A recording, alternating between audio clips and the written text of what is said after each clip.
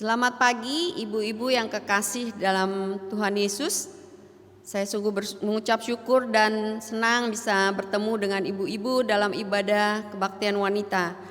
Walaupun mungkin kita di tempat yang berbeda, di rumah kita masing-masing. Biarlah kita akan mulai kebaktian wanita di pagi hari ini. Kita sebelumnya akan masuk dalam saat teduh. Adapun pertolongan kita daripada Allah Bapa yang menciptakan langit dan bumi serta dengan segala isinya. Tuhan yang setia dan tidak pernah meninggalkan perbuatan tangan kasih-Nya. Turunlah atas kita anugerah dan damai sejahtera daripada Tuhan kita Yesus Kristus. Amin. Karena kita sudah memasuki bulan Desember dan sesuai dengan tema kita di hari ini, yaitu tentang panggung kecil untuk rancangan besar yang diambil dari Lukas 2 tentang kelahiran Yesus. Karena itu kita akan menyanyikan satu pujian, Dia lahir untuk kami dan Dia mati untuk kami dan Dia bangkit untuk kita semua. Kita angkat pujian ini dengan sukacita.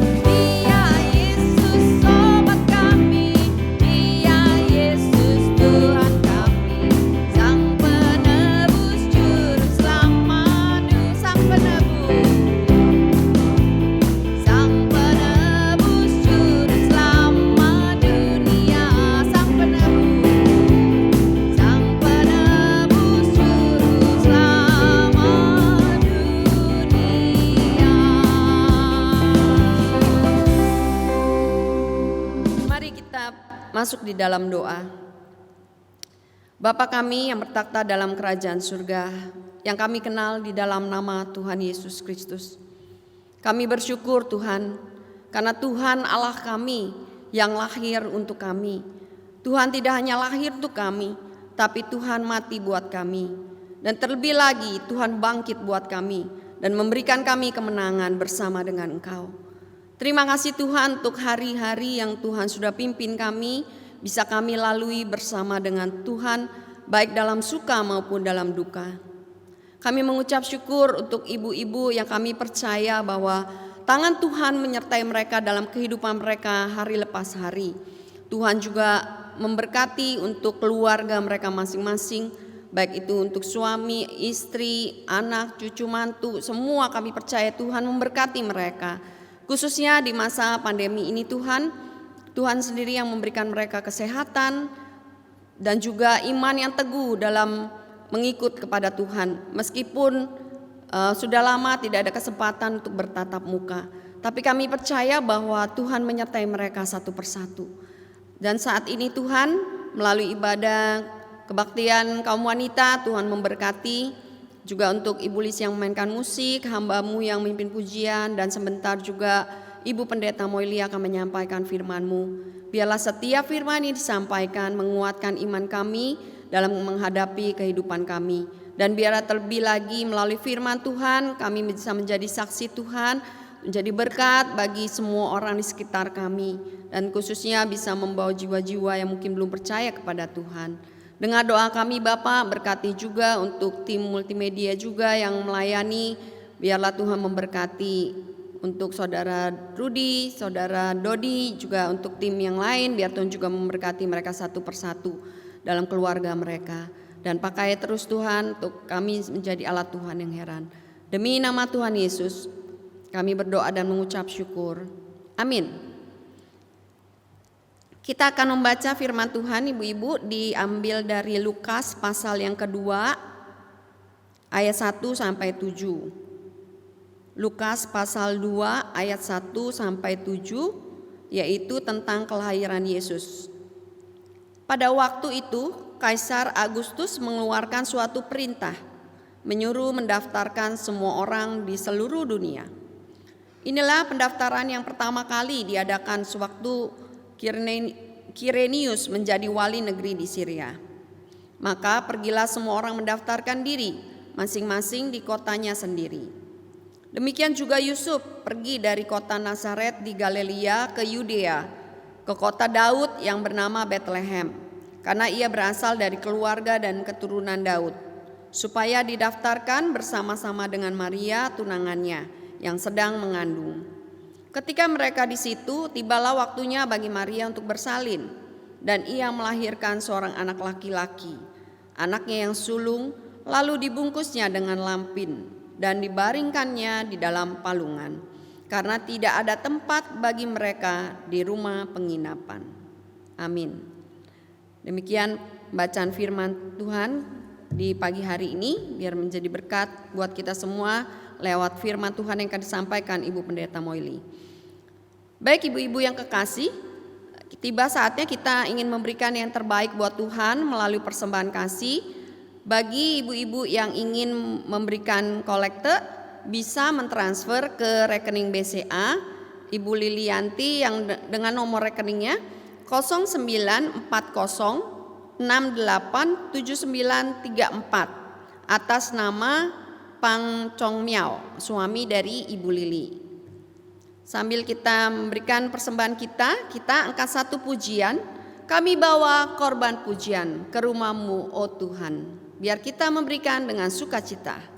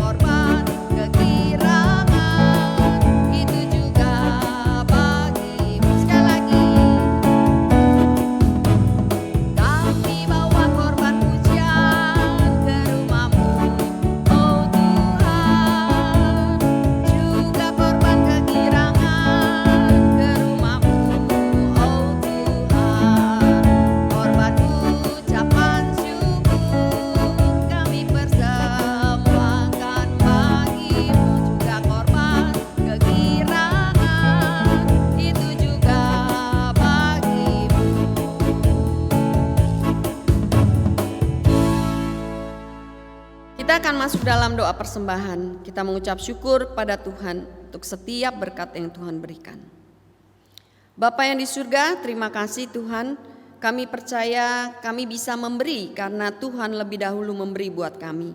Terima kasih untuk berkat Tuhan melalui berkat-berkat dalam rumah tangga, dalam keluarga, baik berkat secara jasmani maupun secara rohani. Terima kasih Bapa, biarlah Engkau memberkati tangan-tangan yang sudah memberikan persembahan maupun yang belum sempat memberikan. Biarlah Tuhan memberkati mereka, pada kesempatan yang akan datang mereka juga bisa dapat memberi untuk kemuliaan bagi nama-Mu. Berkati untuk pengurus yang mengurus keuangan gereja, berikan hikmat Tuhan, biarlah setiap persembahan dapat dipergunakan untuk memperluas kerajaan Tuhan, khususnya memenangkan jiwa-jiwa mereka yang belum mengenal Tuhan. Dengan doa kami Bapa, dalam nama Tuhan Yesus kami berdoa dan mengucap syukur. Amin. Adapun warta kaum wanita saat ini adalah sebagai berikut. Komisi Wanita GKRI Kelapa Gading akan mengadakan ibadah Natal tatap muka pada hari Kamis tanggal 16 Desember 2021 pukul 10. Temanya adalah Bangkitlah Menjadi Teranglah. Natsnya diambil dari Yesaya 60 ayat 1. Bangkitlah menjadi teranglah, sebab terangmu datang. Ibu-ibu diundang untuk menghadirinya, karena kita akan masuk dalam ibadah tatap muka di tempat ini. Sebelum kita mendengarkan firman Tuhan yang akan disampaikan oleh Ibu Pendeta Kue Moili dengan tema Bethlehem, panggung kecil untuk rancangan besar. Kita angkat satu pujian, Ajaiblah firman hidup. Biarlah firman Tuhan yang disampaikan menjadi berkat, karena firman Tuhan adalah firman yang hidup.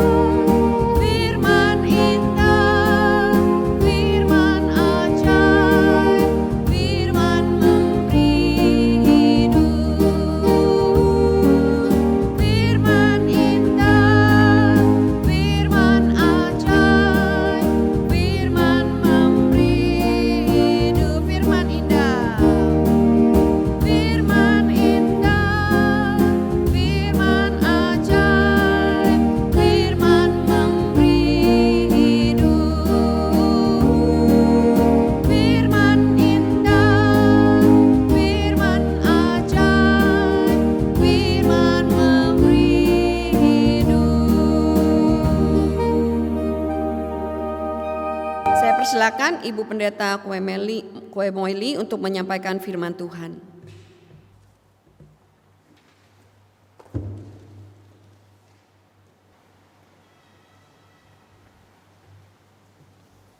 Selamat pagi ibu-ibu yang saya kasihi di dalam Kristus Yesus. Senang sekali kembali kita bisa bertemu dalam ibadah online Komisi Wanita pagi ini. Mari ibu-ibu, sebelum kita bersama-sama merenungkan kebenaran firman Tuhan, kita akan masuk di dalam doa terlebih dahulu. Tuhan Yesus, kami datang di hadapan Tuhan. Kami mau berterima kasih untuk hari lepas hari, di mana Tuhan sudah memimpin, menyertai dan memberkati hidup kami. Terima kasih juga untuk kesempatan indah pagi ini Tuhan. Kembali kami boleh bersama-sama merenungkan kebenaran firman-Mu di rumah kami masing-masing dalam ibadah online Komisi Wanita pagi ini. Kami mau menyerahkan waktu di mana kami merenungkan kebenaran firman-Mu ini hanya di dalam nama Tuhan Yesus, Juru Selamat kami yang hidup. Amin. Ibu-ibu sekalian, tema kita pagi ini adalah Bethlehem, panggung kecil untuk rancangan besar. Nats diambil dari Lukas pasal 2 ayat 1 sampai dengan ayat yang ke-7 yang tadi sudah dibacakan oleh MC. Ibu-ibu sekalian, seorang penulis naskah yang baik, maka penulis itu akan menuliskan kisahnya sedemikian rupa sehingga setiap peristiwa atau kejadian demi kejadian itu mempunyai makna, mempunyai arti dalam keseluruhan kisah tersebut.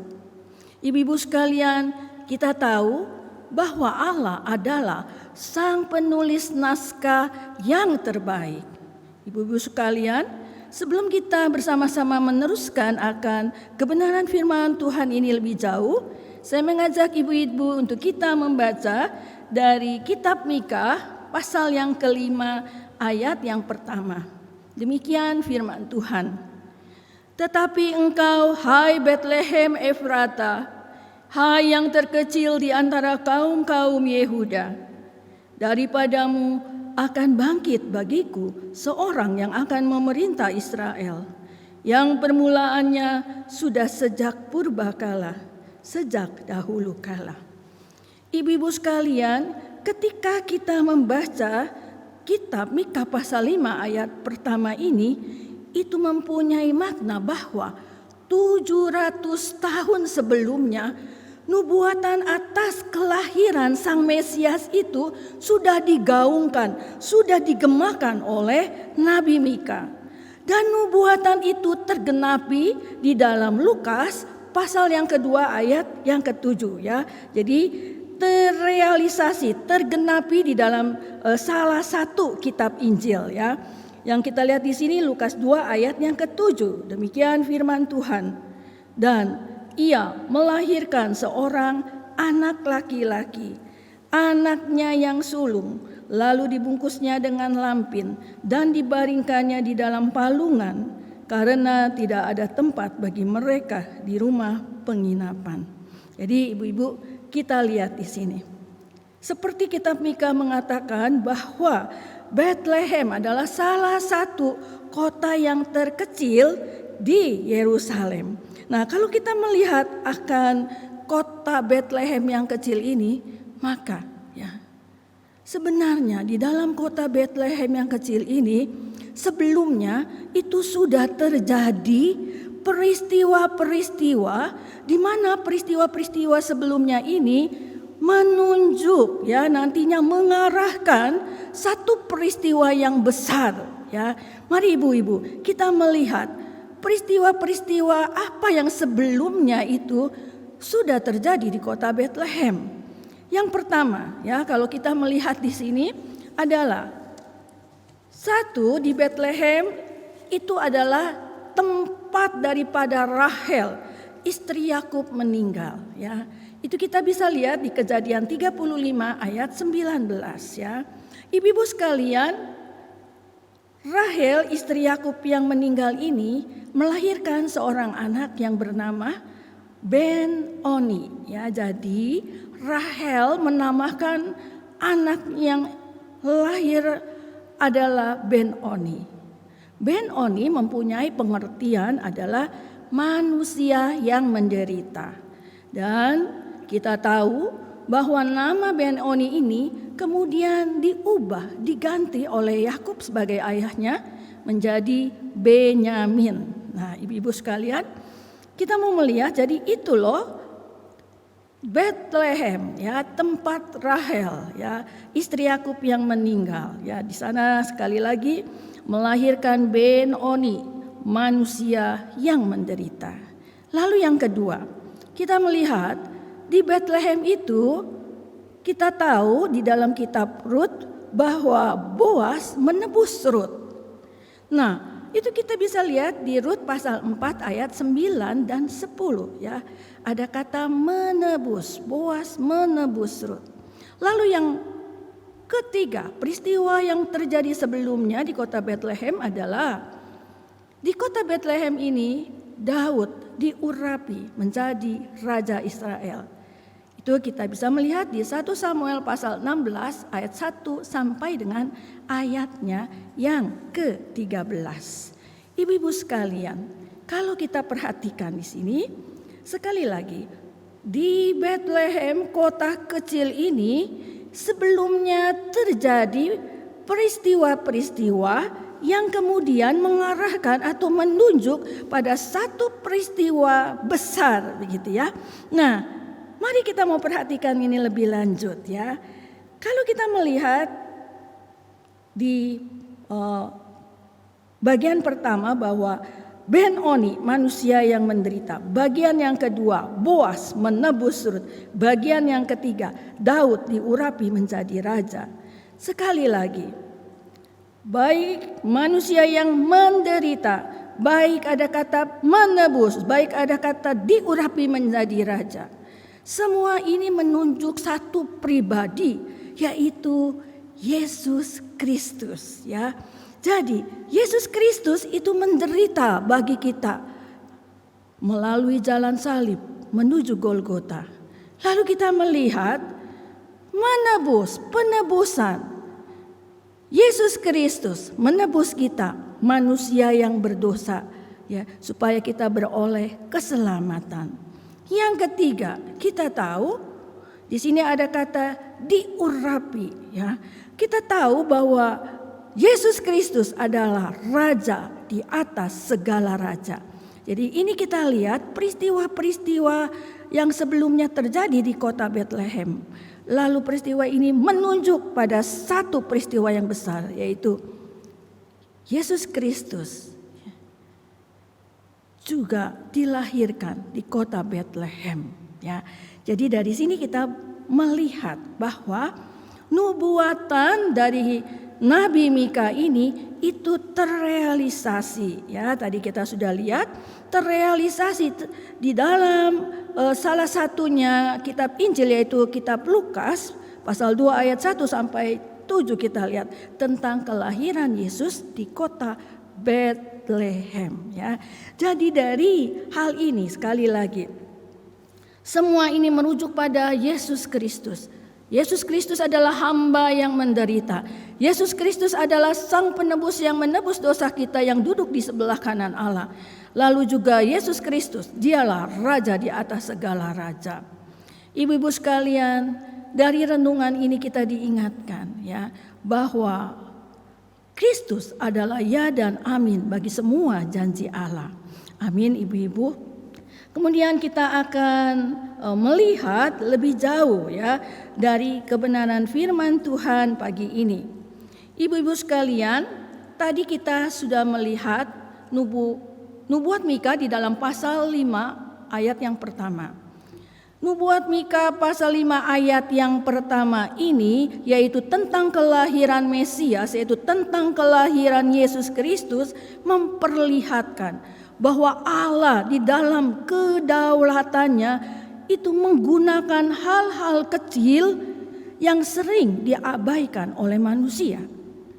Ibu-ibu sekalian, tindakan Allah ini bertolak belakang sekali dengan konsep dunia yang pada umumnya mengagungkan ya, membesarkan, meninggikan hal-hal yang hebat, meninggikan hal-hal yang besar gitu ya.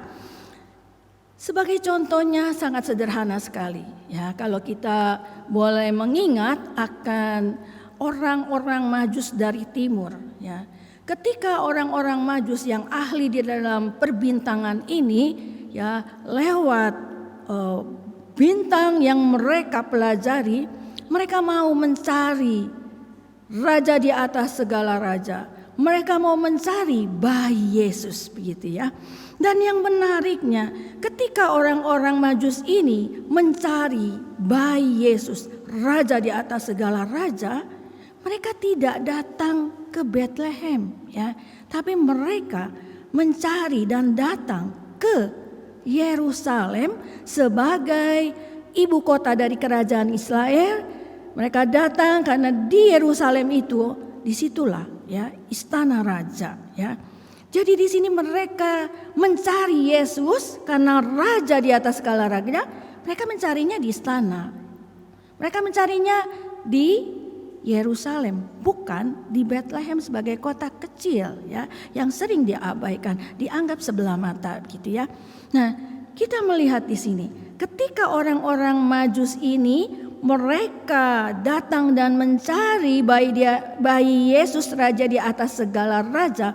Mereka datang ke istana raja yang di Yerusalem, lalu mereka bertanya di dalam Matius 2 ayat 2. Mereka bertanya, di manakah dia raja orang Yahudi yang baru dilahirkan itu?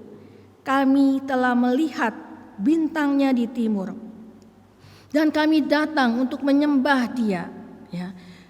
Ibu-ibu sekalian, kalau kita melihat di sini, ya, penduduk Yerusalem pada waktu itu gempar. Kenapa?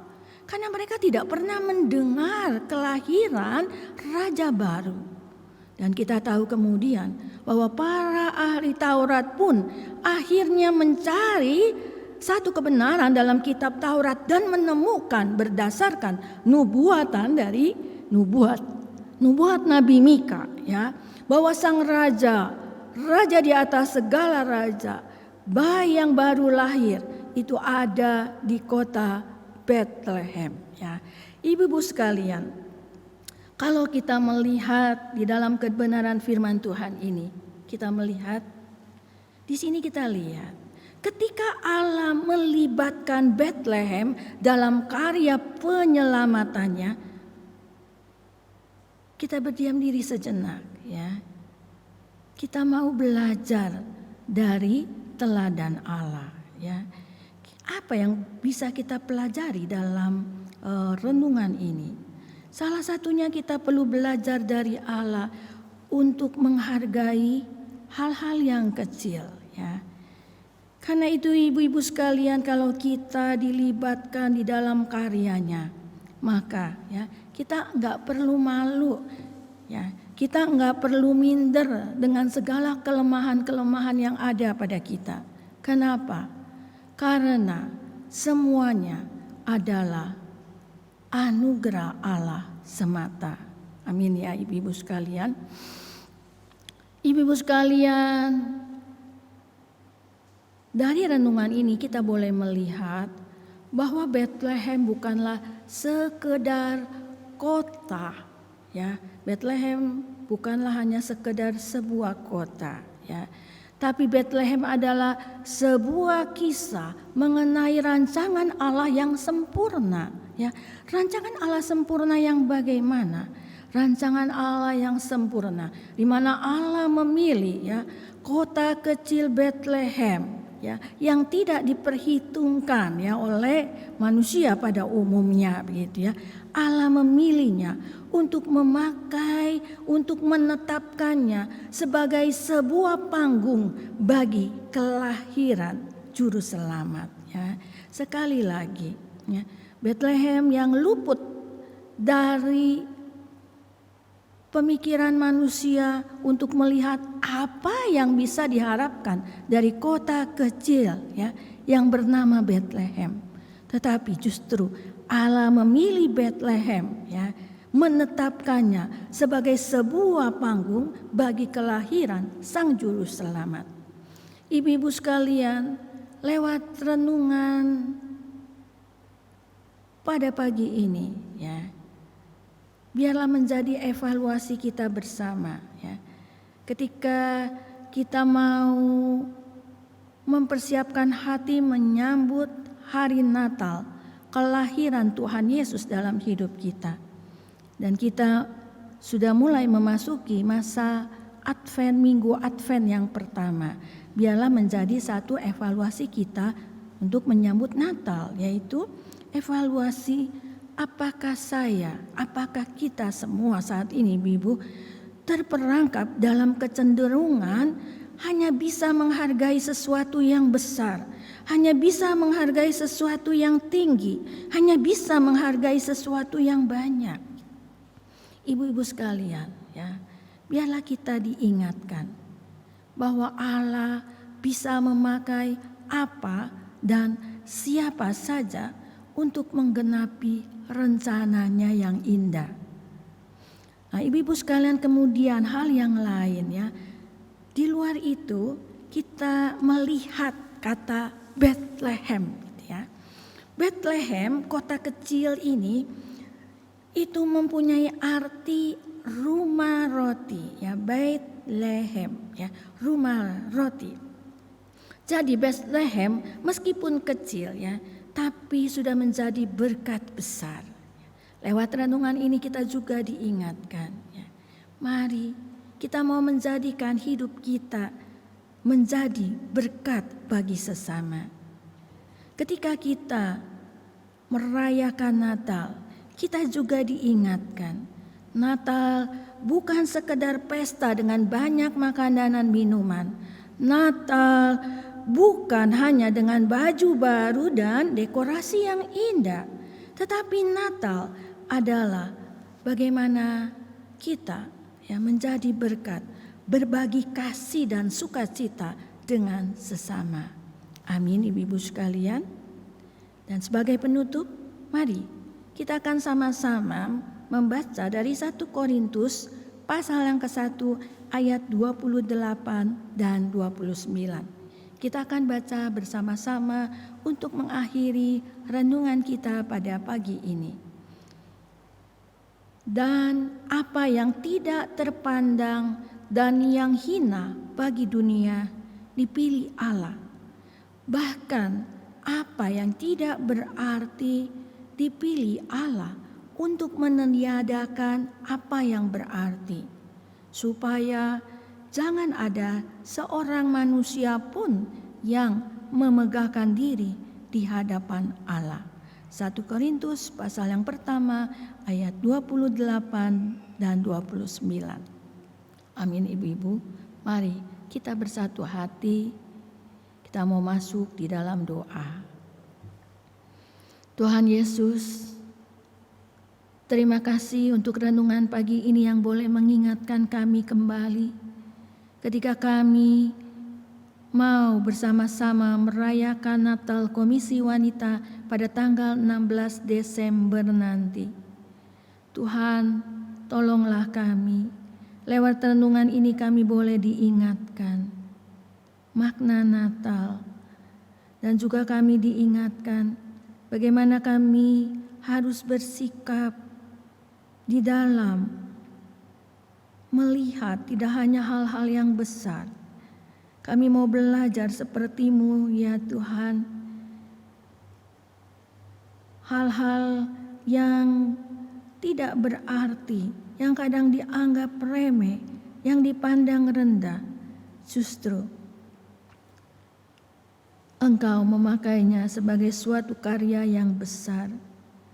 Ampuni kami Tuhan, kalau kadang sebagai anak-anak-Mu, kami jatuh di dalam kesalahan kami, di dalam konsep dunia ini, yang pada umumnya melihat atau mendewakan, ya, hal-hal yang besar, hal-hal yang kuasa, hal-hal yang tinggi. Tuhan, biarlah lewat renungan ini Tuhan mampukan kami supaya kami boleh menerapkan renungan ini Tuhan dalam kehidupan kami sehari-hari. Tuhan, tolong bentuk kami sehingga kami boleh seturut seperti apa yang Tuhan mau dalam hidup kami. Kami percaya bersama Tuhan, Tuhan memampukan kami. Perlahan tapi pasti dalam proses pembentukan-Mu Tuhan, kami siap untuk menjalaninya. Terima kasih Tuhan, di dalam nama-Mu Tuhan kami sudah berdoa dan mengucap syukur. Amin. Ibu-ibu, kita akan mengakhiri ibadah online Komisi Wanita pagi ini dengan doa berkat. Ibu-ibu, terimalah berkat dari Allah Bapa Tuhan kita, kasih dari Allah Bapa, damai sejahtera daripada Tuhan kita Yesus Kristus, dan penyertaan dari Allah Roh Kudus menyertai kita, mulai dari hari ini sampai kedatangan Tuhan yang kedua kalinya, bahkan sampai selama-lamanya. Bapa, terima kasih.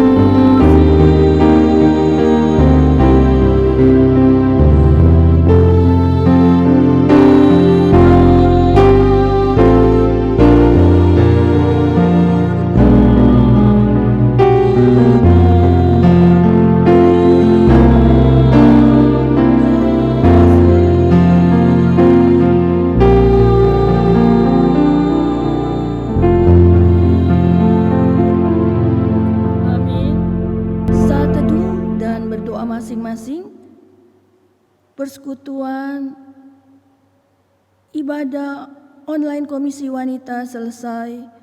Tuhan Yesus memberkati kita semua.